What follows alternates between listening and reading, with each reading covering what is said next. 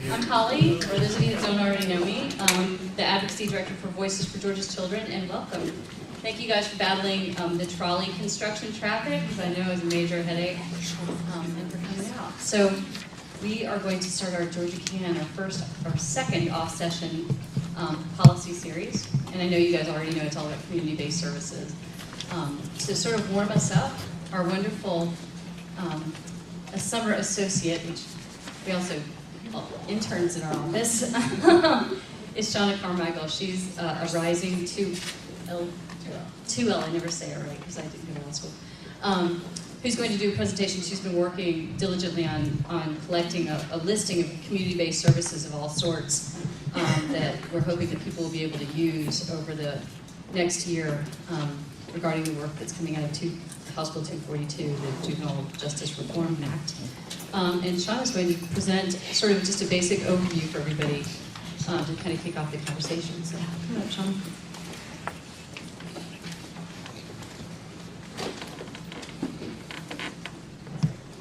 Good afternoon, everybody. I'm just going to walk over here and grab it. So, community and evidence-based services. To start out with, community-based services are designed to keep children in their homes or near their homes so that they're, can you hear me? Okay, all right, great. So that they are, still in their family settings, they maintain those bonds with friends, family members, their schools, so they don't have as much disruption in their lives and in their families' lives, hopefully making it easier for them to rehabilitate and re-enter the community afterwards.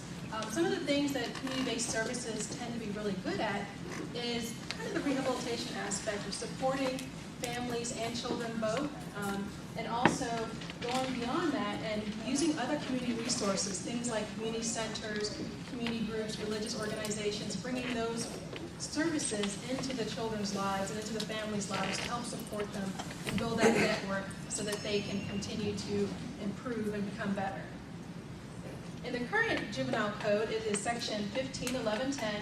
It does discuss community-based services, and that section is right there if you want to read it, if you haven't looked at it already. It is pretty simple. It just goes out and describes what it is, basically what I've already said. It doesn't go into great detail, so there's a lot of flexibility for courts and community organizations to become involved in that, as well as schools. And that's, again, is one of its strengths, is that flexibility, that ability to draw in various resources and people. The new juvenile code also authorizes community-based services. Evidence-based services have been a trend for quite a while. There's been a lot of talk about them. It's still kind of a struggle in getting institutions to adopt them and really use them well. However, they have been proven to be very effective, to be good indicators of improvement, to actually having those results that you're looking for. So evidence-based services, again, is a trend. It's continuing and it's becoming stronger. There are a lot of good organizations out there doing evidence-based work now, both nationally and in Georgia. It is officially authorized in the code as well, and is actually required to some extent. So the board is required to start incorporating this into their planning to institutionalize it. And then the Department of Juvenile Justice, and putting their programs together, and it really authorizes and encourages them to go out to do the community-based networking, to go out and bring in other organizations, and also to be accountable for what's going on. So I just want to give you guys a couple of examples of some community-based, evidence-based services. These are just a few examples. There's a lot of other programs out there. I picked these because they did have evidence. You can see statistics, and they're easy to locate, have a lot of information on their websites if you want to look at them later and see what they're about. So Check and Connect is a preventative type of program. They go out into schools and to encourage students to improve before they become involved in the justice system.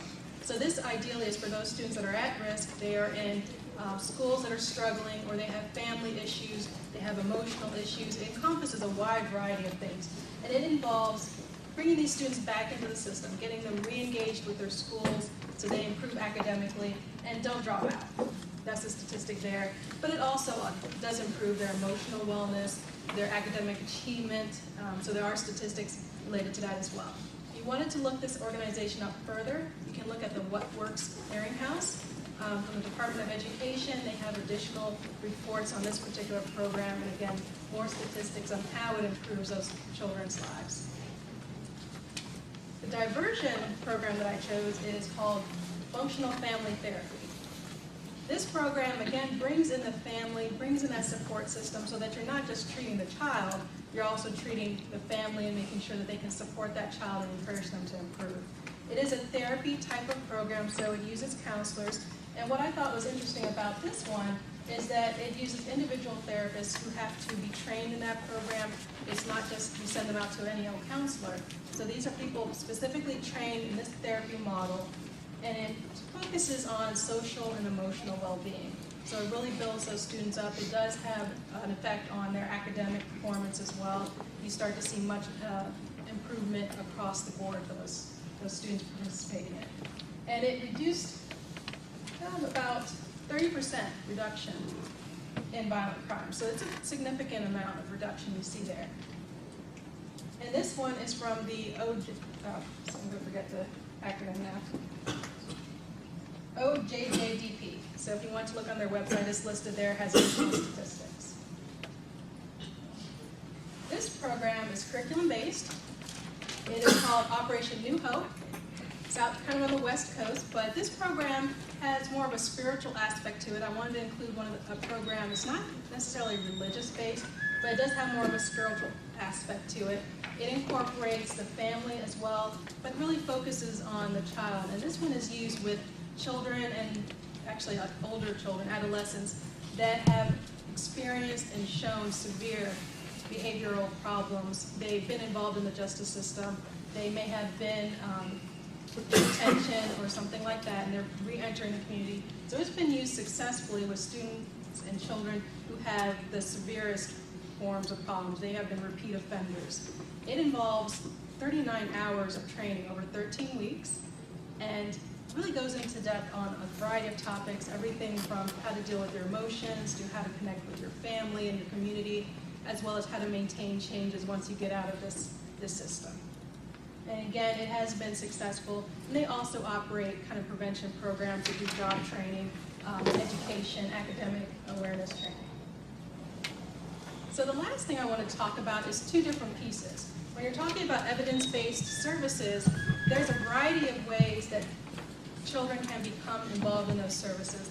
So those access points, these are some examples of them. But one of the things we have to keep in mind is that we want to reach them before they get to courts, ideally, before they have problems. So that's where your school and your community can really come in handy, and sending those children that are at risk, that are having problems, before they escalate to the point that they enter into the justice system. But we also don't want to write off those kids who have already gotten into trouble. So that's where you want to bring in the police and the courts, and also the detention centers, to make sure that those children are being rehabilitated and not just kind of confined and then sent back out.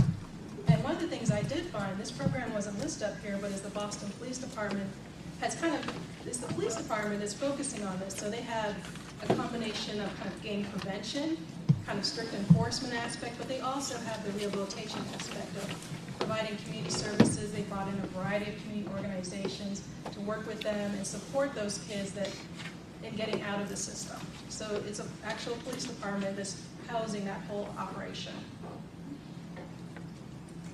And the last thing is outcomes. I wanted to just bring this up because we are talking about evidence-based, and we're talking about measuring things and looking at how it's working. And one of the things you will encounter is that because we're talking about such a vast array of services, there's so much variety, you're going to see a lot of different ways of measuring those outcomes. These are just a few examples. You have your dropout rates, academic performance, attendance, things like that that are looking at more the preventative factors. If you're in school, you're less likely to be in trouble. So those are the preventative factors. But you also have those programs, like I said, that are dealing with kids that are already in detention or they're re-entering the community.